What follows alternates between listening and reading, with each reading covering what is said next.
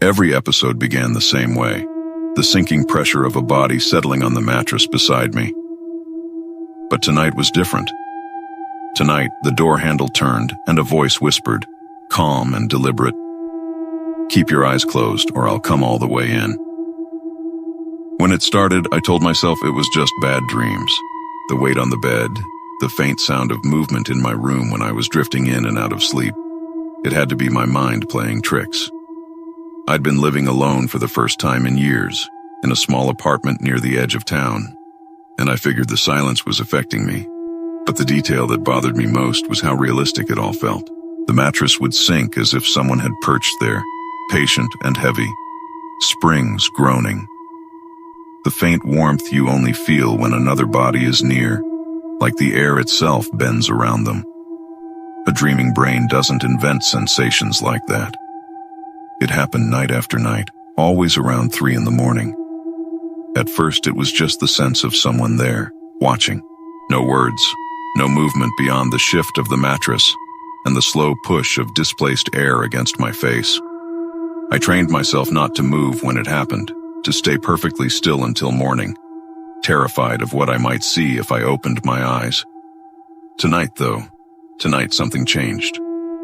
I'd fallen asleep watching TV, the muted glow flickering across the room. I must have turned it off in my sleep because when I woke up, the apartment was drowned in darkness. The room felt wrong, too still, like everything electric had cut out. That's when I heard the scrape of metal, the sound of my bedroom handle turning, slowly, cautiously.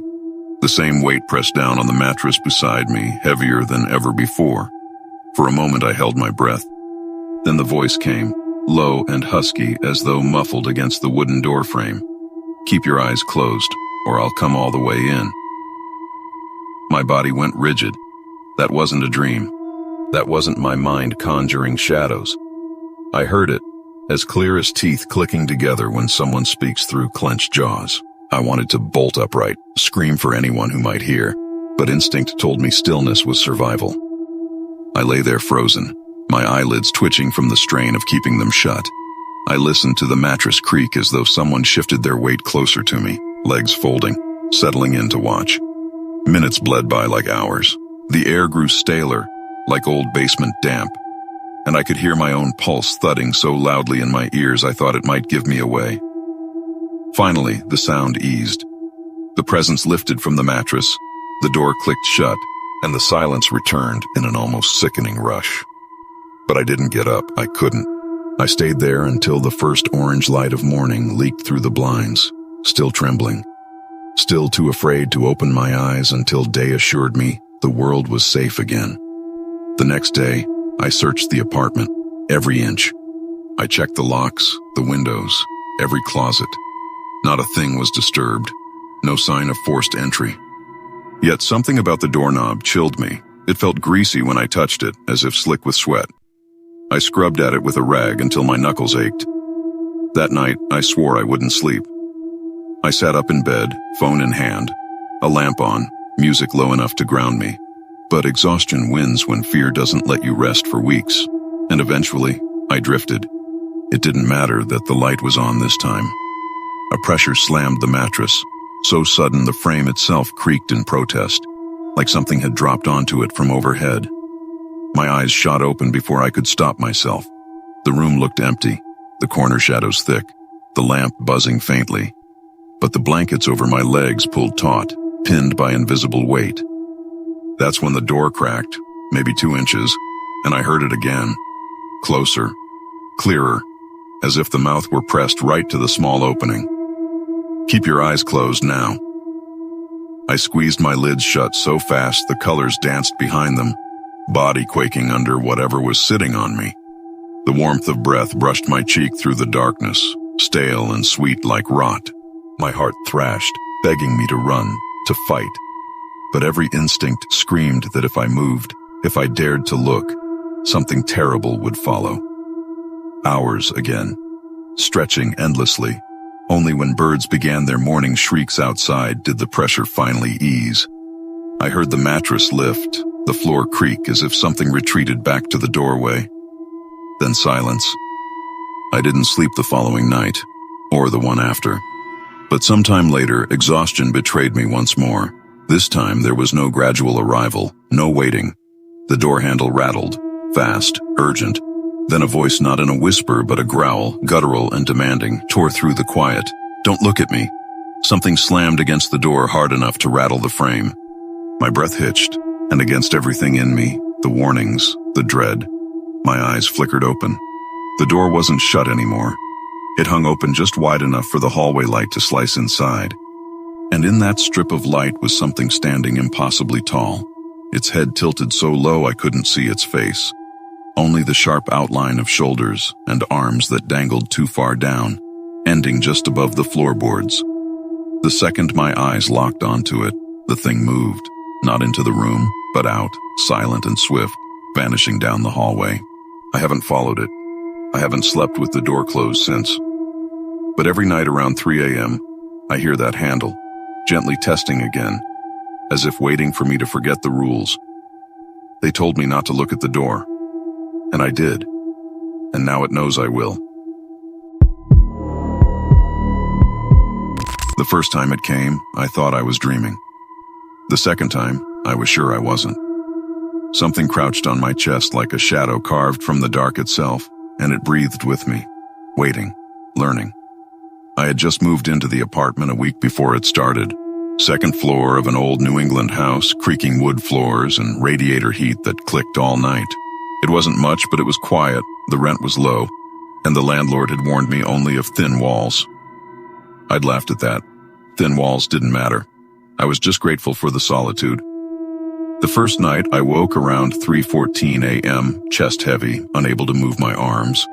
It felt like when you fall asleep wrong and circulation cuts off, except this was everywhere, pinning me down to the mattress.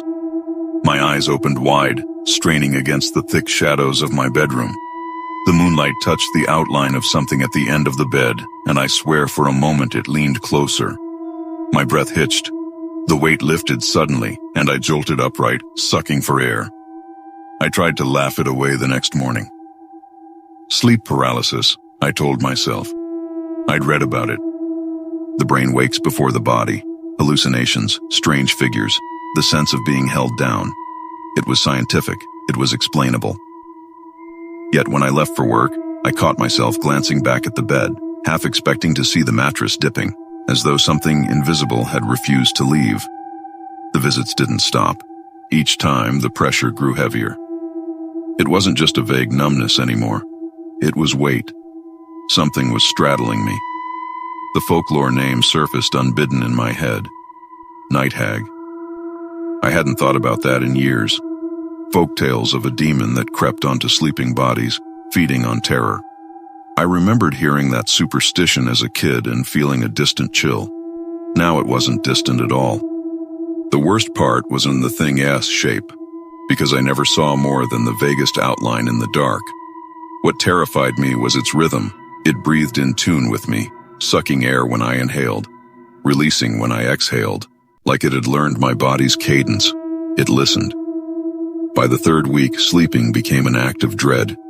Every night, I lay stiff under my blanket, waiting for the heaviness, waiting for the silence to change.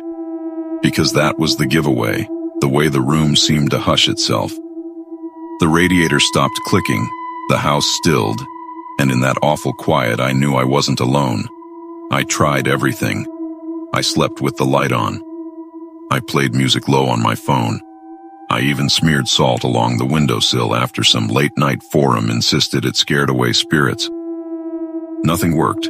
It came regardless, patient, steady, heavier each time.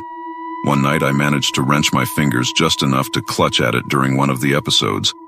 My hand brushed against something, cold and textured like damp cloth left in a cellar. It recoiled slightly, as if startled, and then the pressure returned with such violence I felt the indentation of my ribs pressing inward.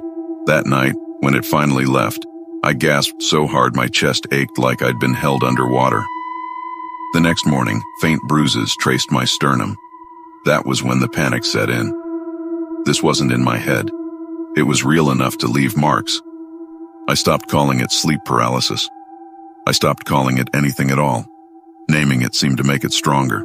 Instead, I avoided bed until the edges of exhaustion forced me down. I tried to sleep where it wouldn't expect me, couch, floor, even in a chair. But somehow, it always found me. No matter the room, I'd wake to the same thing, heaviness on my chest, the whisper of its inhaling, perfectly in time with mine. The visits became less like chance and more like a ritual. It came every night. Sometimes, as I drifted, I swore I felt it climb onto the mattress before I slipped under. The mattress dipped and shifted gently, just like if someone had settled beside me. The truly horrifying moment didn't come at night. It came in daylight. I'd fallen asleep on the couch, desperate to avoid my bedroom. Afternoon sunlight warmed the room, TV murmuring in the background. I thought that meant I was safe. But then my breath caught. That silence fell again, and as I lay rigid, unable to move, I felt the weight crawl onto my chest in broad daylight. That shattered the last defense I had. That whatever it was belonged to the dark. By now, my body felt weaker. Every morning, I woke with dull aches in my ribs and shallow lungs, like it was stealing something more than just breath. The nights blurred with days, exhaustion vinegar sharp behind my eyes. I recorded myself one evening, phone balanced on the dresser aimed at my bed. When I woke, the video was waiting. At first, it was uneventful, me in bed, tossing. Then the sound sharpened. My breath grew rapid, and the camera microphone picked up something else, an inhale, louder than mine, dragging like damp cloth dragged across a floor, echoing faintly in the small room. Each time I exhaled, it inhaled. Each time I strained, it pressed harder. Around the 7-minute mark, the corner of the room darkened, shadows swallowing shadows, and the mattress visibly dipped, though no one was there. The footage ended with my eyes snapping open, terrified. I deleted the video that same morning. Watching it made the thing too real. Proof wasn't safety, it was invitation. Last night was the worst yet. The weight came quicker, heavier. So much I thought my ribs might snap inward. I couldn't breathe, couldn't scream, couldn't even blink away the tears spilling down my face. The thing pressed closer until I felt it lean by my ear. For the first time in all these weeks, it spoke. Or maybe it was just breath. Just a low, rasping exhale shaped into syllables. Still, I understood. It whispered, slow and wet, perfectly timed to my struggling breath. Deeper now. I haven't slept since. And sitting here, writing this in the early hours with the lights blazing bright, I can already feel it. The pressure, not on my chest yet, but in the air, thick and hard to inhale. It's learning me. It's growing. And sooner or later, it won't leave when I wake. I didn't see the crack form. I heard it breathe. 3 soft taps from above, spaced like a heartbeat, and the faint powder fall of paint dust on my pillow. By the time I understood the sound was fingers testing the ceiling, the clock had already clicked to 3:12. I rent a 3rd-floor studio in an old brick building with radiators that gasp like they relearning to breathe and floorboards that answer every step with a complaint. The ceiling is low and a little yellowed, hairline cracks threading out from the light fixture like veins under skin.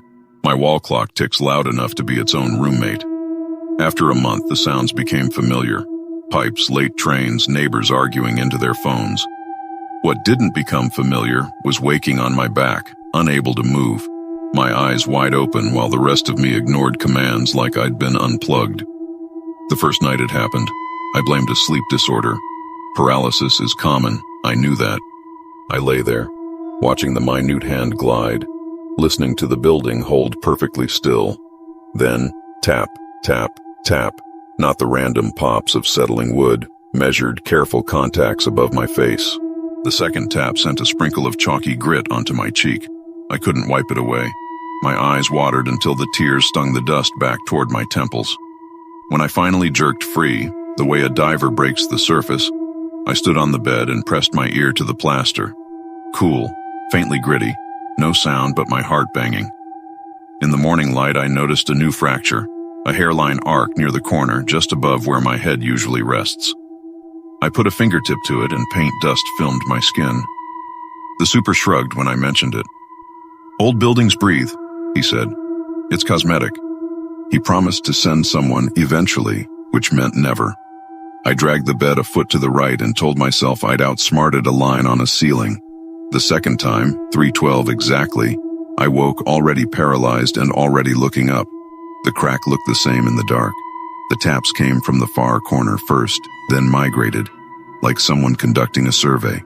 Tap, over the dresser. Tap, center of the room. Tap, right above me. Dust again, this time so fine I could taste it, mineral dry and faintly metallic on my tongue. When my body returned, I snapped upright and coughed into the crook of my elbow, embarrassed by how human the sound of panic is, even when no one can hear it but a clock. I started sleeping with a hoodie pulled tight around my eyes, as if cotton could fool something that knew exactly where my face was.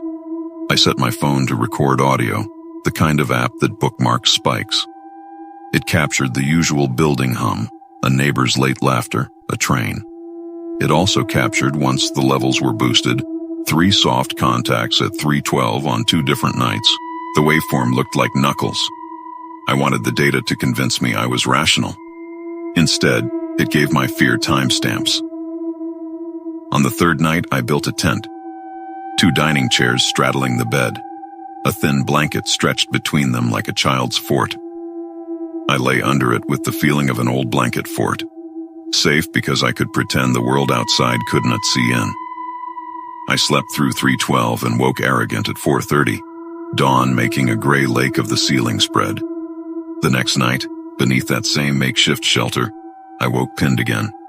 The blanket trembled above my face, almost imperceptible, the way a spider web shakes when a moth touches a strand 3 feet away. Tap, tap, tap. Dust sifted through the weave and pebbled on my lips. The smell came next. Not rot, not mold. A dry cold, like the air from a freezer, threaded with a faint metallic tang. It arrived with the taps. My lungs seized in animal panic and then settled because they had no choice. I counted to 6 in, 6 out, trying to take possession of the air in my own room. The taps matched my count as if they could hear and were politely taking turns.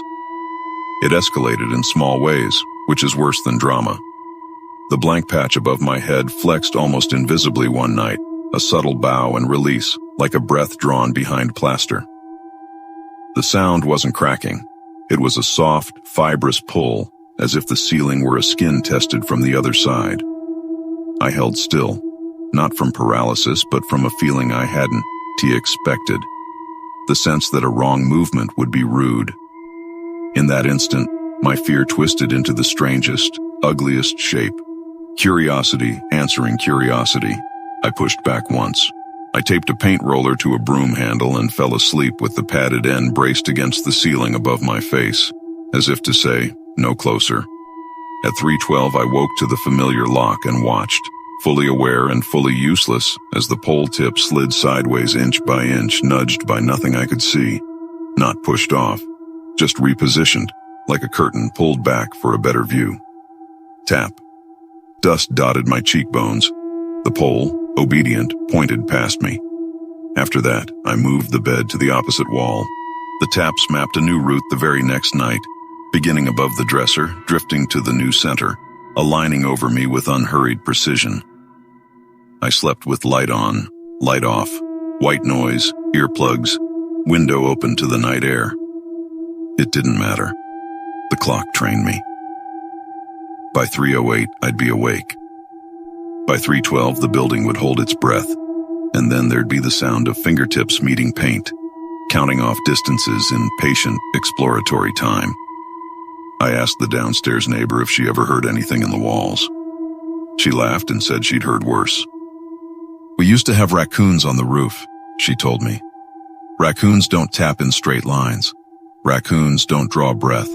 The worst night wasn't the heaviest dust or the deepest bow of plaster.